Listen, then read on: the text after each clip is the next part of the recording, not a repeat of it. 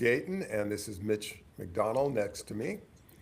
And we are we're talking. What we've been talking about over the months is the risks of LGBTQ people serving in the military, and then the risks of speaking out. And it's also about just Americans speaking out now in America, what that's going to be, the risks of that, the difficulties of that, and the rewards of that.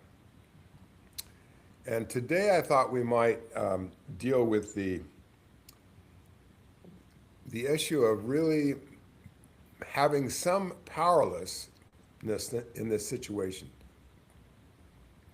We have a federal government that is doing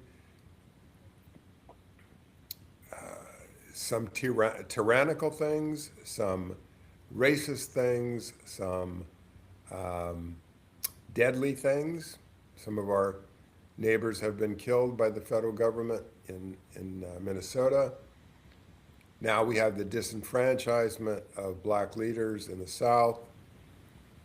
So we're returning to an era of almost like post-Reconstruction in America, where Jim Crow is again going to be an issue in the South, I think.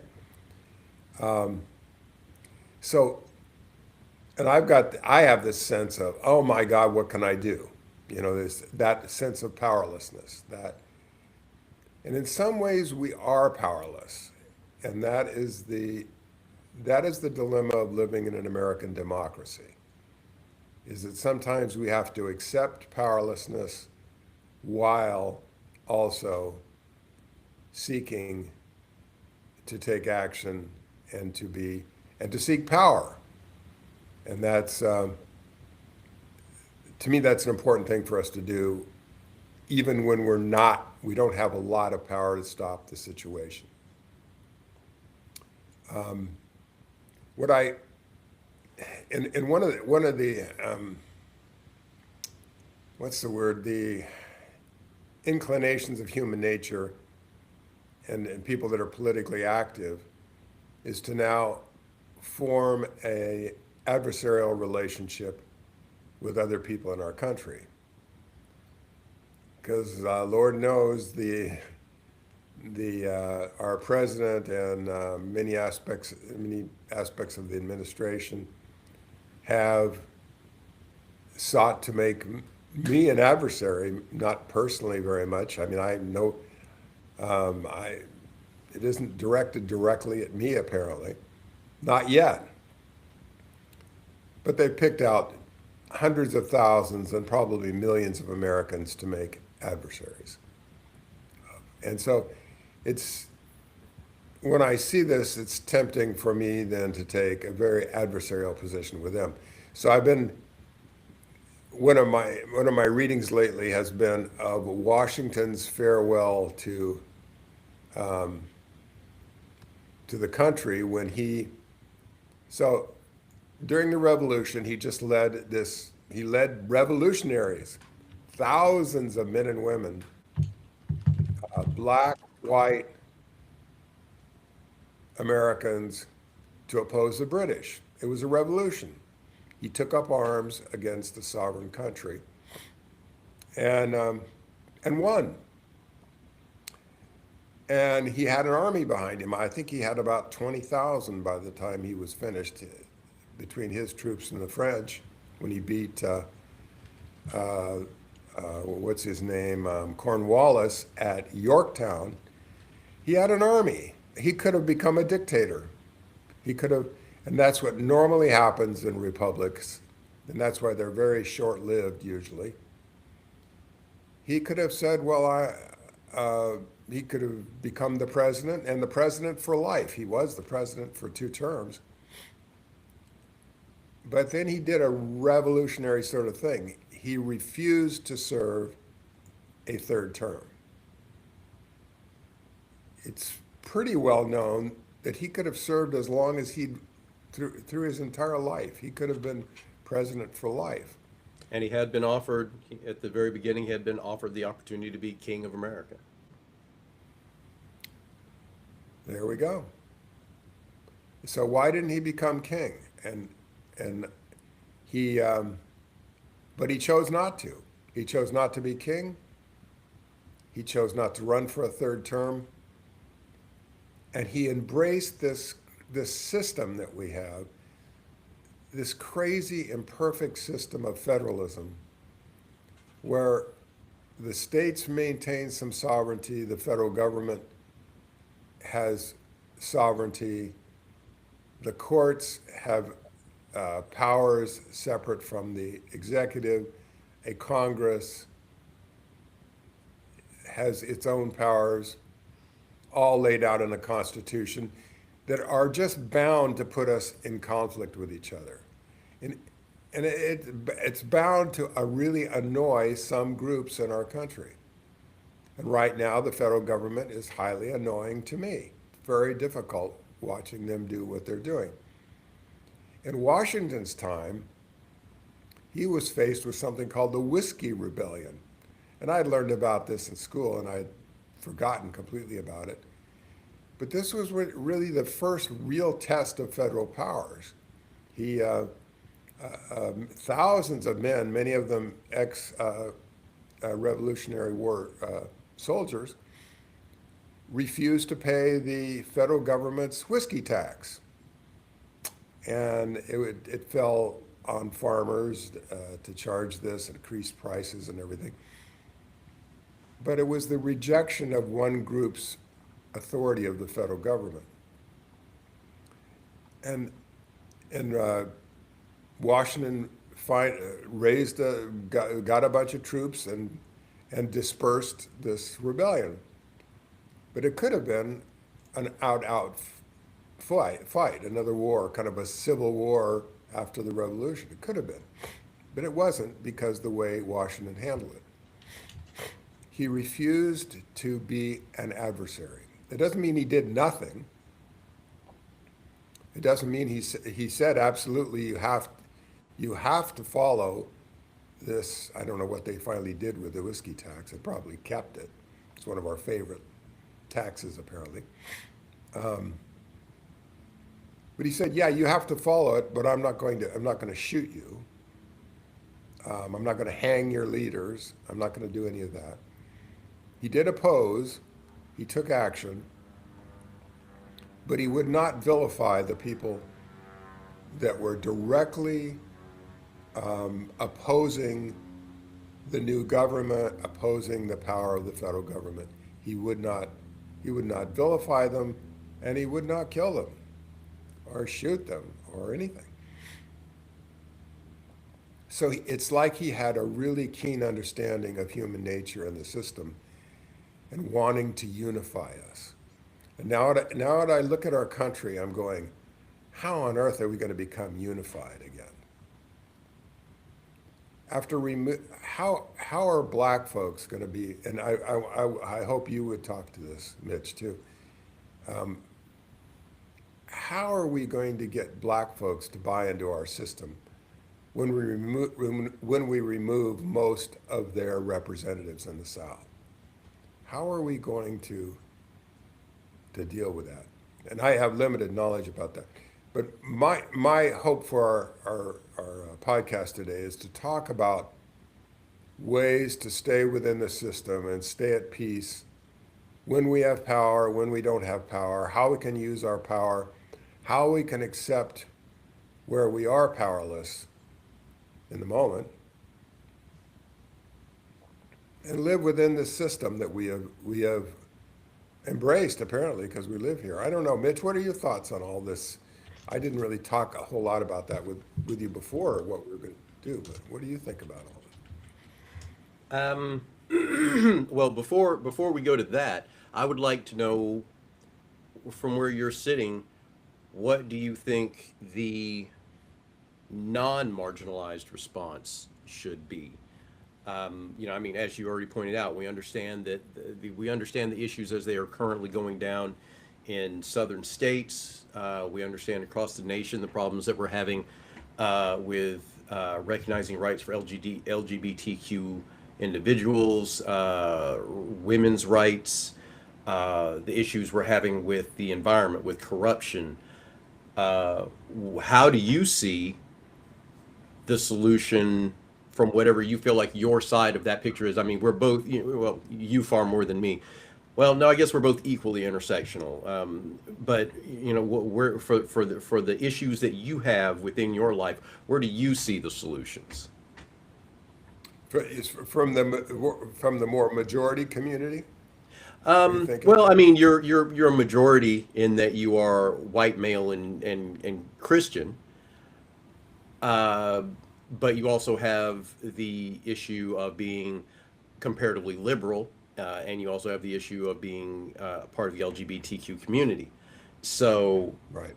and you may have other areas of impact that I'm not immediately thinking of, like right now, being college educated, especially at your level, is not the best place to be.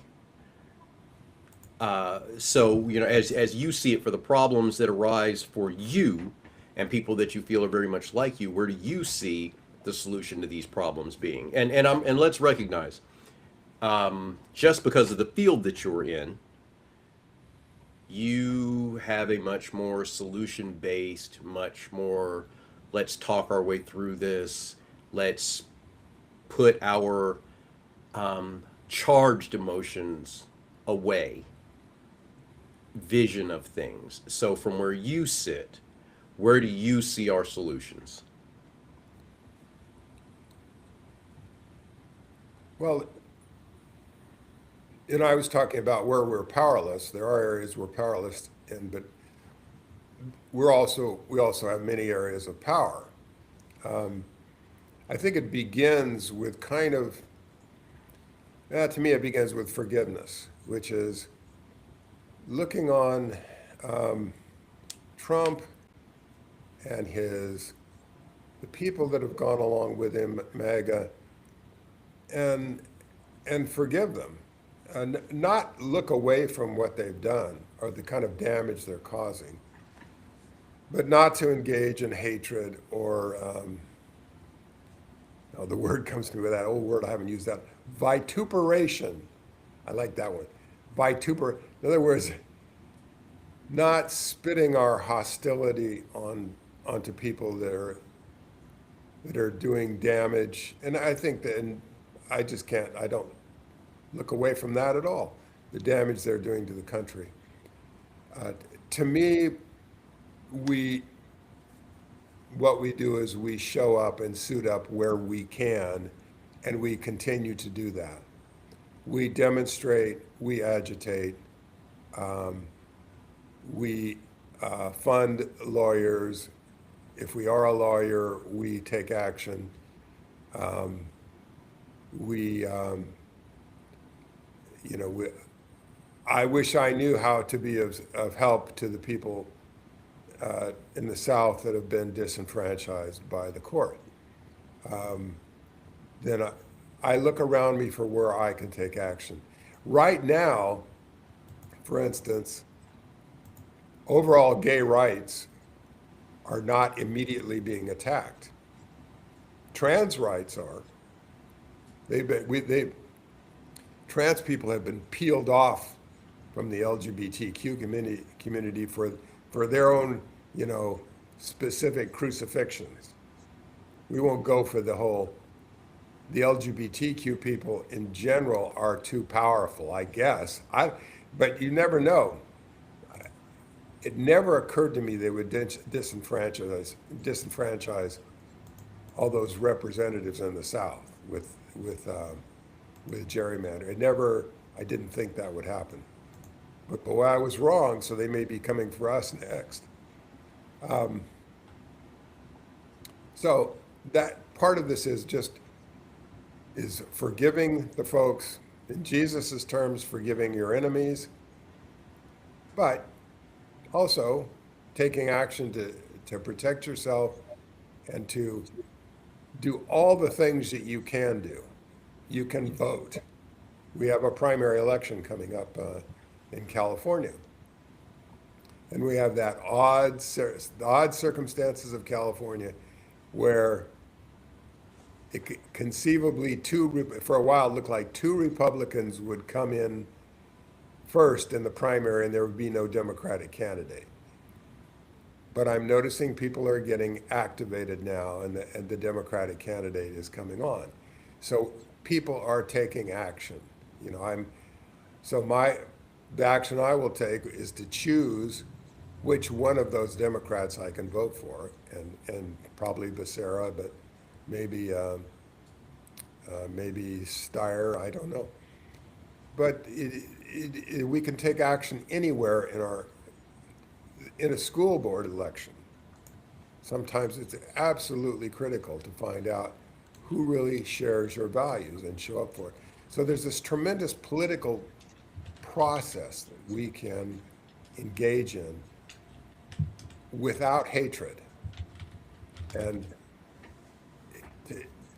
so the other thing that can happen, being a psychologist, one of the things I found myself doing is watching the kind of the blitz. Well, I shouldn't use that one. Oh yeah, the blitzkrieg of Trump executive orders. You know, there's just one crazy ass thing after another that he does. So it's tempting to be battered like, and I think that's the idea, is to flood the zone and make try to get people to feel really powerless and withdraw and stop taking action or lash out. I mean, what have we got now? The fourth, or I don't know how many attempt to try to shoot Trump. Somebody was just blocked from going. They had a fire. They took a firearm out of the bag and shot it out with the Secret Service in front of the White House. I mean, this is the extreme behavior that eventually undermines democracy. By the way, these violent attempts to assassinate people, they're direct assaults, and they're what Washington was talking about. Violence can feel right under the circumstances and be completely wrong. It eventually harms the whole body politic. It's like it says we will go outside of the system and we will pick up arms and we will overthrow. You know, this is what Washington warned us against. All right, but when you say that, though, you have to recognize that Washington came to power through a violent overthrowing of government. Absolutely. Absolutely. So why is he right? Why was he right to do it with the British, and why is he wrong? I don't know. I don't know that it's a right or wrong. It's like if you're going to accept your system, like, okay, let's say we're going to be revolutionaries, you and me, Mitch, and we're looking at American democracy and America. You know, we're looking at as it is now. Yes. And we decide we're going to take up arms. We have made a decision that this system is not working, and we need to pick another system. Yes. And Okay. my bias is that that our system is extraordinarily flawed. And yet it is the best system around so far. The way that we are balancing powers within the country, the way we, at least on paper and usually by communication, de-emphasize, make illegal violence against each other and the state. You know, that leaves a place for people to talk, for people to argue. We can completely disagree. We can be polarized, as long as nobody's shooting anyone, and long as nobody is hanging anyone. Now, as long as no one is burning anyone's house down, these are, and I say those things, they sound dramatic.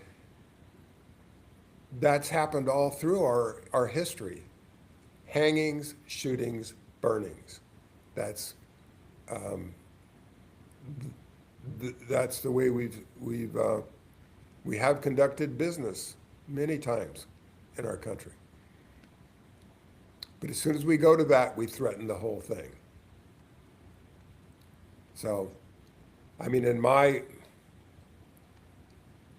I'm not sure this is that when Lincoln decided to hold the Union together, I'm not sure that was the best thing to do. But how would I have known? How could I have known? I couldn't have known that it was going to cost 700,000 lives. But the violence that we had to do, the incredible violence, still reverberates. Now we're 160 some years later. The violence of the Civil War still reverberates. And was there another way to handle that? I don't know. But I'm not sure that was, it finally led to the freeing of the slaves. It finally made us geographically whole again. Did it solve the division in our hearts? I don't think it did. Did it solve the racism? I'm not sure it did. Did it solve the cultural class conflicts in the country? Not sure it did. But. All right, so to go to the question the way you asked it, obviously, no racial group being a monolith, and me not being the ideal spokesman, because I have had the good fortune to have had very little direct racism impact my life. Very little direct. I mean, if you're within a group targeted by racist activity, but that's different than when it comes to your front door, when it comes to your workplace.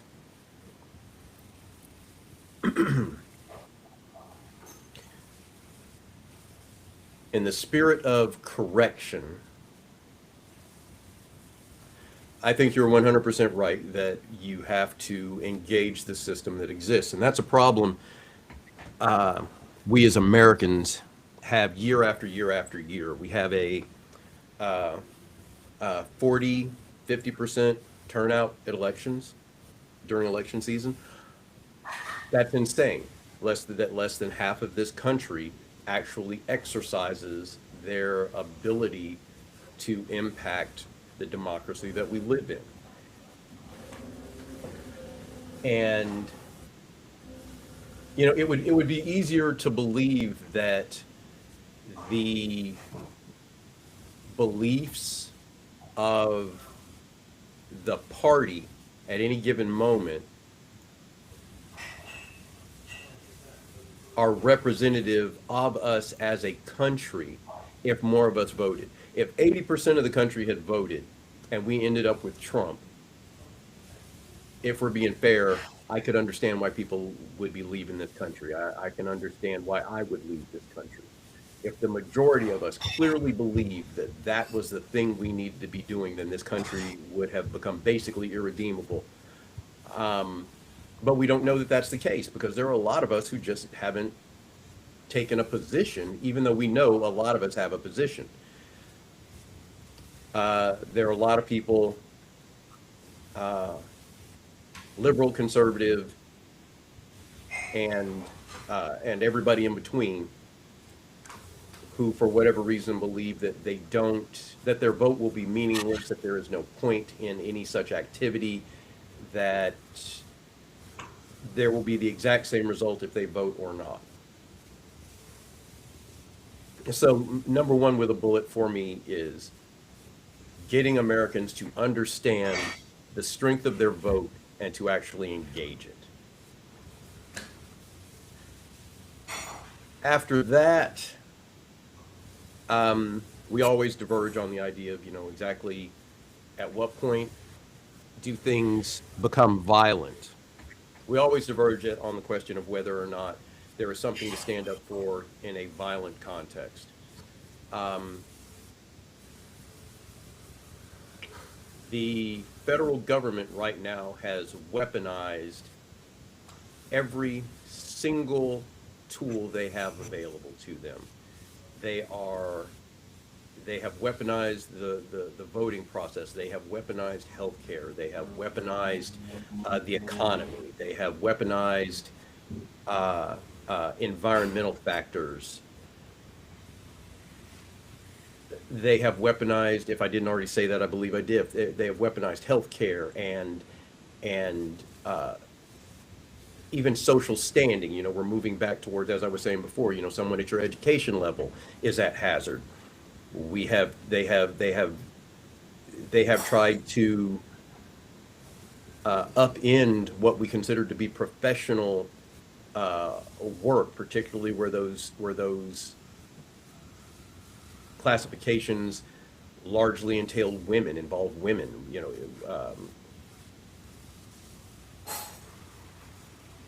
Teaching and nursing and a vast array of administrative and support sort of jobs that a great many women make sure this country runs. Our history. They have weaponized our history by trying to remove references to movers and shakers who just weren't white enough, just weren't Christian enough, just weren't straight enough. So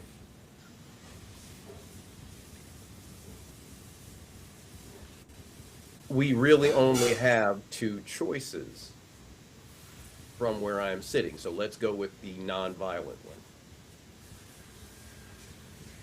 Once we vote and push these people who are currently in control of our nation out of government, the first thing we have to do is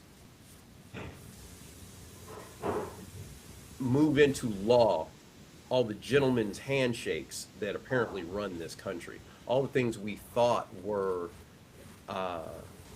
codified have to become codified. We have to rebalance the connections between our three branches of government, because we have now seen that we cannot trust people to act honorably for the system to reject dishonorable activity.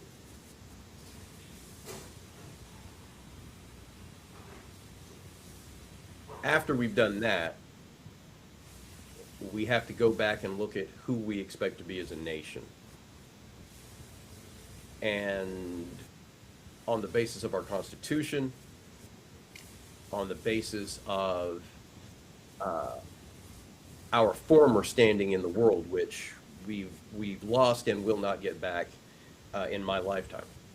I don't see any way that it happens in our lifetime that the rest of the world can breathe a sigh of relief and go, they are not the wishy-washy, depends on who's in charge today leadership that we have now shown that we are.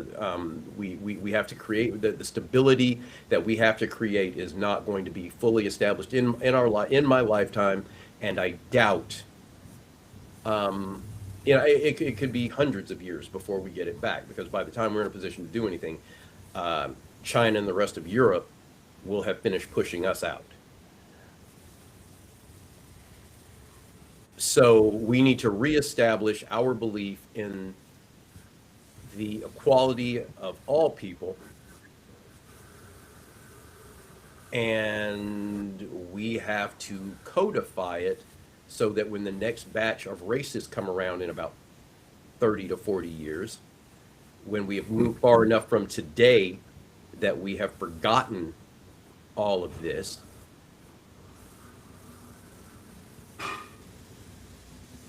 we need to have a system in place that simply denies them the ability to make it any other way, that denies them the ability to deny other human beings in this country basic human rights. And that's not a thing that matters by being black, by being Asian, by being Hispanic, Latino, Native American. Doesn't matter what you are, where you came from. If you are here, like the biggest gap between your treatment and anybody else's really should be citizenship, and that has nothing to do with human rights. So I think once we bring our human rights back within the realm of we understand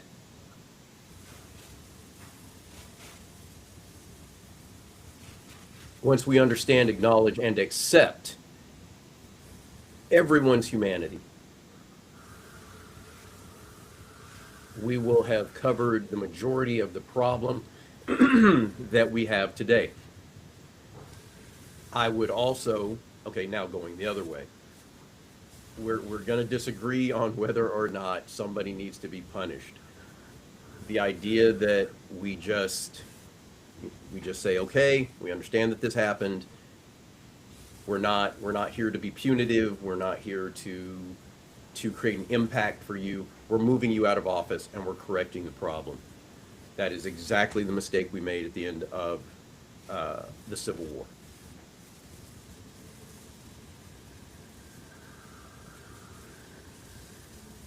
If we just let it all go, Yeah, we just we don't take any action against people that have violated the laws. Yeah. right. We just say, you guys were out of line. We're going to fix Here we go.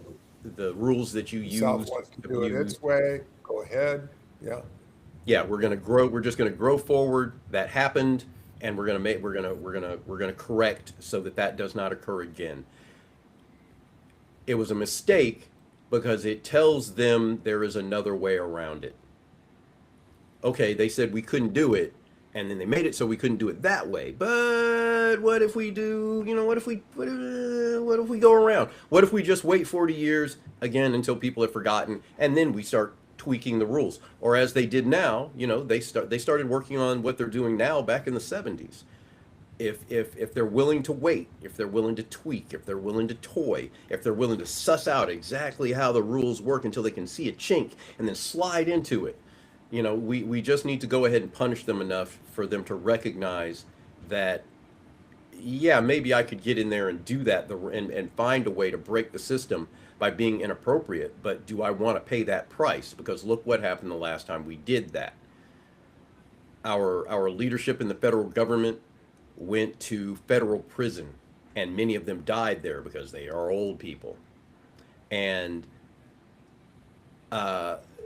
some that stayed out lost everything. The millions, the billions of dollars that they generated by abusing the system for their own pockets was taken away from them. They lost not only the money they stole, but they were penalized for the remainder. They lost their multiple homes. They lost their boats. They lost their bank accounts. All of that was repatriated to the people. Yeah, we took your house and we turned it into a women's shelter. That 50 acres that your house lives on is now the beginnings of a community of people who had no homes before. We sold half the acreage, built houses with the money, and now people have communities that they live in, and then those grew into small towns that fused into one another as they got bigger. We used your hate and your ugliness to build new communities. And when we speak your names in exactly that context. The land this town is built on was taken from billionaire thieves who died in prison because they abused the American political system. They abused the American people. And we don't tolerate that anymore. We didn't tolerate it then, and there was a price to be paid. We could have achieved this goal without them. We didn't, we can simply tax, we're in Mamdani territory again. You can simply tax them and wait for that money to come to the people that way, because it does not trickle down. but one way or the other, we had to make we have to make a stand for the standards and the beliefs that we built this country in the assumption of, that all men are created equal. All people are created equal. That's what the word means when they say it that way. Anyway, all men, all people are created equal. And if it literally, and if what their literal meaning was all men, all male penis wielding human beings are created equal, and everybody else is something less, then we need to change that too. In the same way that in the, what was it, the 1940s, we added under God into the Pledge of Allegiance, we need to snatch that bad boy out. It has, at this point in our history, it has been in the pledge only about a decade longer than it was not in the pledge. We are not a country of religious majority. We are a country of religious freedom.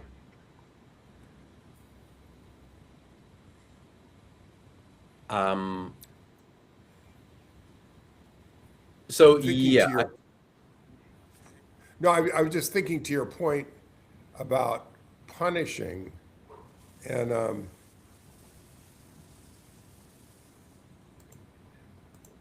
being a psychologist, we're into big into natural consequences for misbehavior if you can figure them out.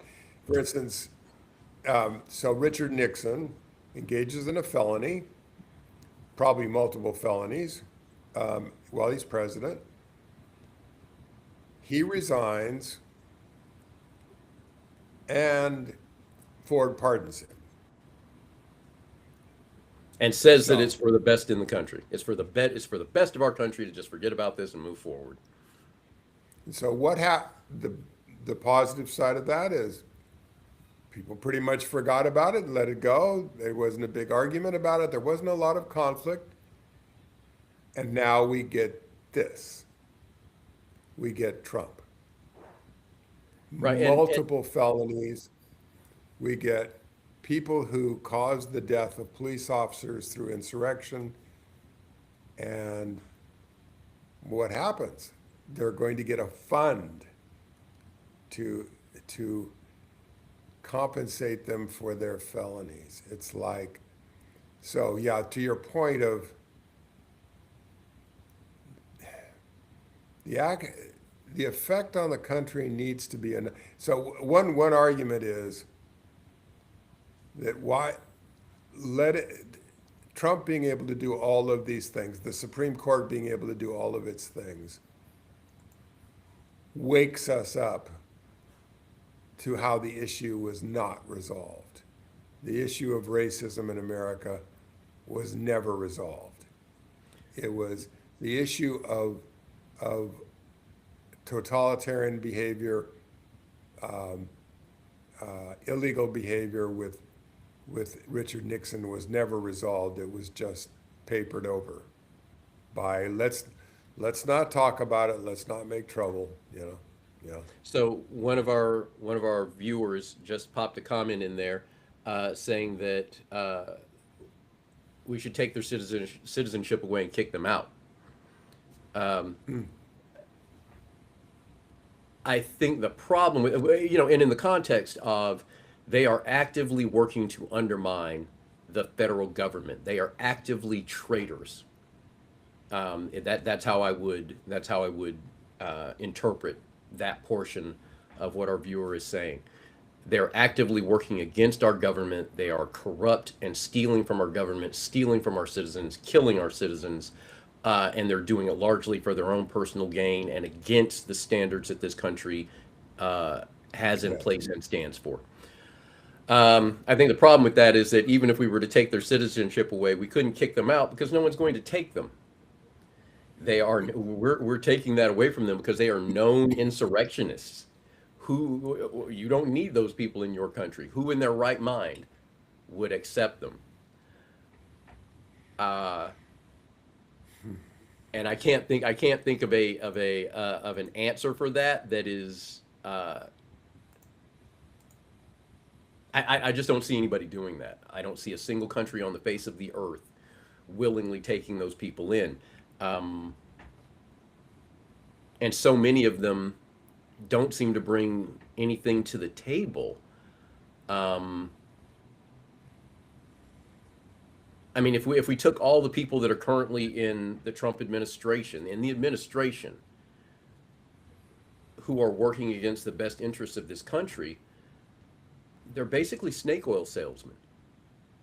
It's what would they do if we put them?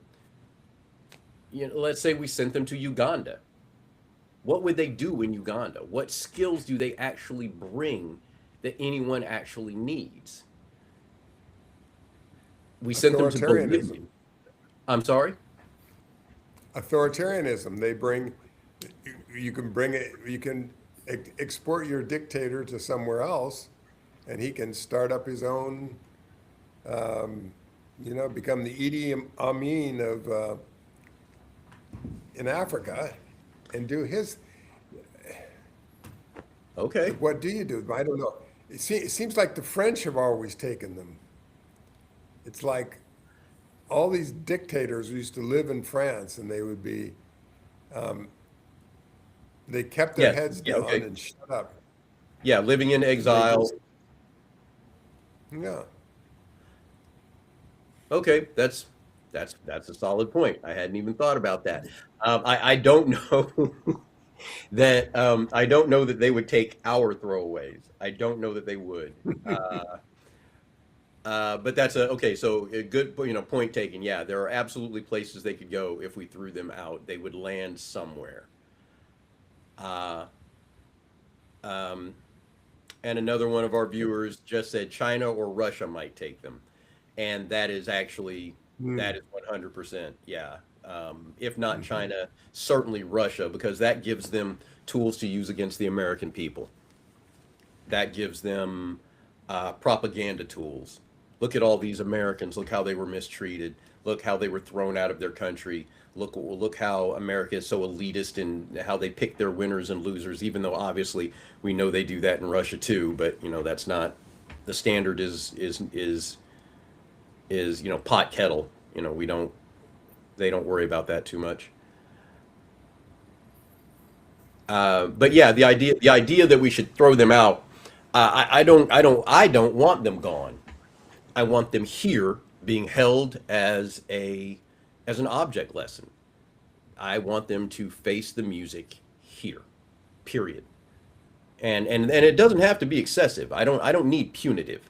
What did you do? What is the penalty? Here it is. With the idea that it is baked into the system in my lifetime that when a company does something illegal, inappropriate, excessive, the fine never exceeds their profit from that inappropriate activity, and that's a mistake.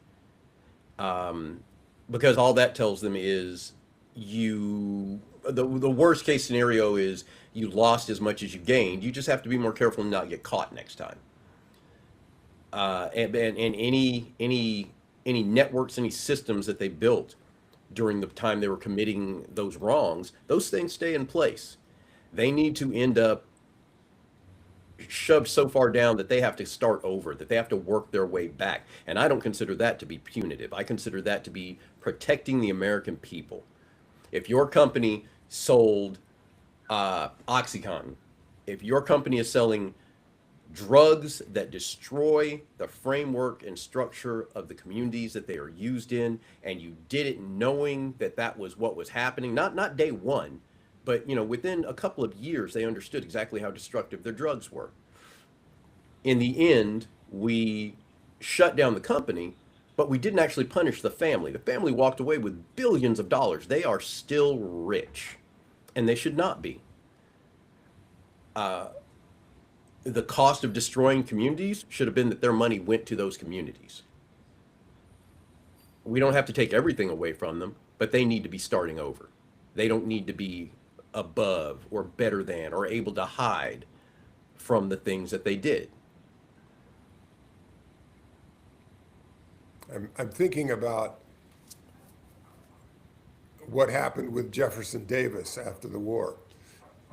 He leads an insurrection against the country. There was talk of exiling him. I don't know, was it Grant wanted to hang him? I don't remember who. There was a fair number of people that wanted to hang him for leading the Confederacy. And in the end, he wasn't tried, but he was essentially lost all power, all influence within the country. He was,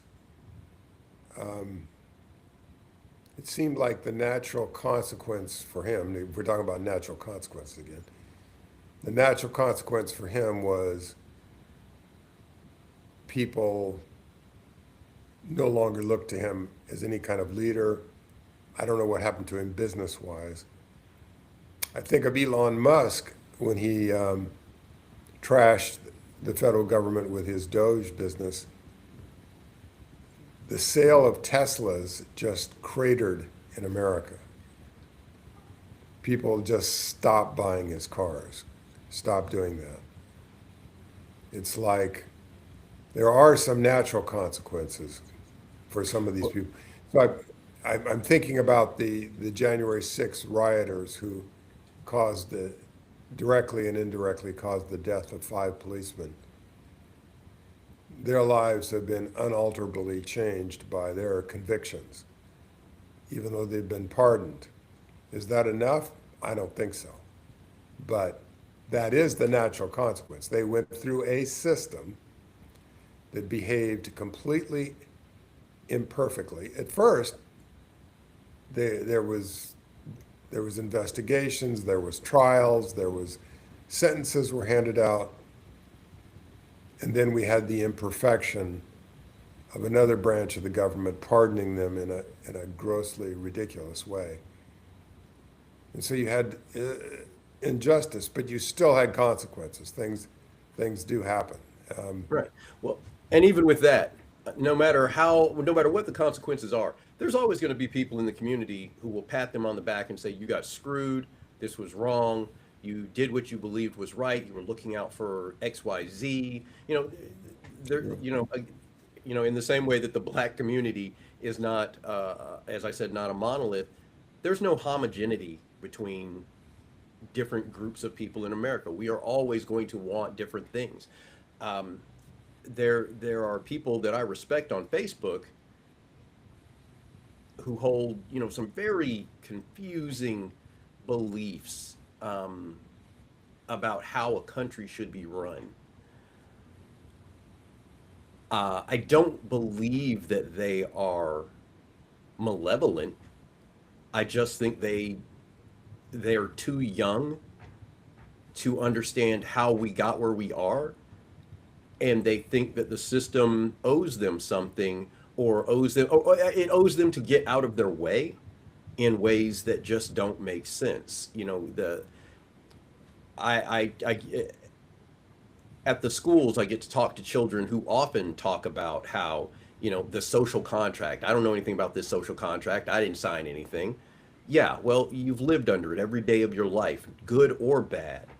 The only reason you're not working in a field right now is because of a social contract. The only reason I'm not allowed to slap you out of that chair because you were disrespectful during the pledge is because of the social contract. The only reason you've had your immunization shots, the only reason you have food at this school, the only reason this school exists, social contract. And I think people tend to forget that there is a system in place that actually does protect us all, Yes. and trying to ditch it when it becomes inconvenient is very, very ill-considered. Because it seems that social contract seems invisible to us, doesn't it? It seems like it isn't there. But of course it is there. You and I Mitch, have said all kinds of words against the government, against the current administration. Lots of maybe hours of talk about it. We've talked a lot about LGBTQ rights. We've had people speak out directly on that. Nothing happened to us. It's like Nothing has happened to us that's yet. sir. Nothing has happened to us That's right. yet. And that's because we're That's right. small. We are barely noticeable within the Yeah. bigger system. And we're not, and better, we're not really saying anything, we're not saying anything against the system. We're talking about wrongs that have been done that need to be corrected. We're not talking about shooting the president. We're not talking about, uh, uh, uh, we're not talking about actively overthrowing the government. We're not talking about uh, selling off portions of our own country to foreign nations for our own benefit. All we're saying is there are systems in place. They are being they're being undermined, and we need the system to be repaired for the betterment of the people. And that shouldn't result in anybody looking at us in any particular way, because at the very minimum, it is our opinion of how this country should be run, Yes. Yes. Which is protected by the system, which is protected but by the system. probably imperfectly protected by the system. It doesn't mean someone couldn't come after us. Yes, if we were a Doesn't little mean noisier, a little better known, because we we're don't just have a the little more money to be popular. protected. There there we go. But money or no, protection or no, it would. Yeah, I think it would take a lot to quiet people like us, and I think most of the time it has more to do with the people around us who would be hurt than the fact that we're mouthy. If you tell me I'm not allowed to say X, Y, Z, I'm going to be resentful, and I'm probably going to talk more just because you told me I'm not allowed to. But if you're going to start firing people in my family and taking homes away and stuff like that, in the short term, yeah, that's the sort of thing that would shut me up. In the long term, it makes me a problem. Uh, and I flatter myself by saying that it makes me a problem because, who am I? What am I going to do to the government other than continue to run my mouth and get people around me in trouble?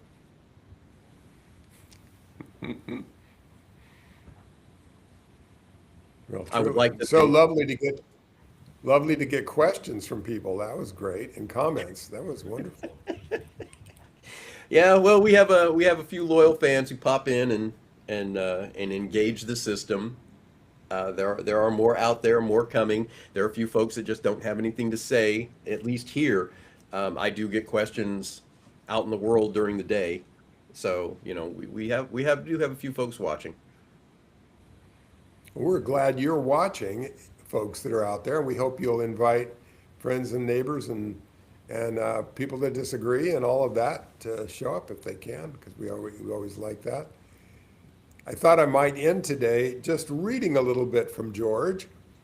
This is from, I love this sentence. This is again out of the farewell address to us. And it's worthwhile. His language is not that difficult, even though he's 200 years ago, it's still pretty current English that's understandable. And he's talking about the dangers of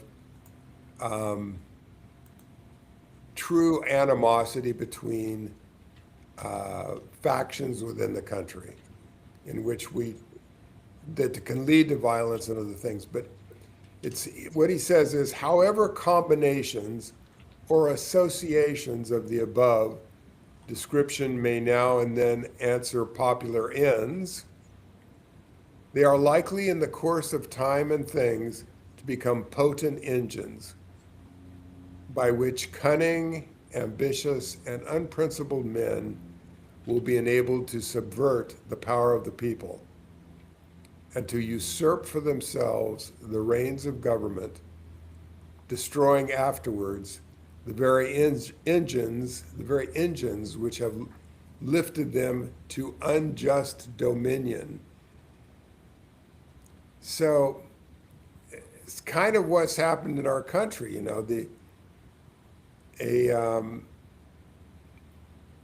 a was Well, upset. it's the basic idea that, history doesn't repeat itself, but it rhymes. Even then, they knew this stuff was coming because it's always coming. You get far enough away from the problem resurfaces. And if a very vocal minority of the country can convince the majority to go along with an authoritarian leader, that leader can then, I suspect the Republicans are, a lot of them are very chagrined at what Trump has become.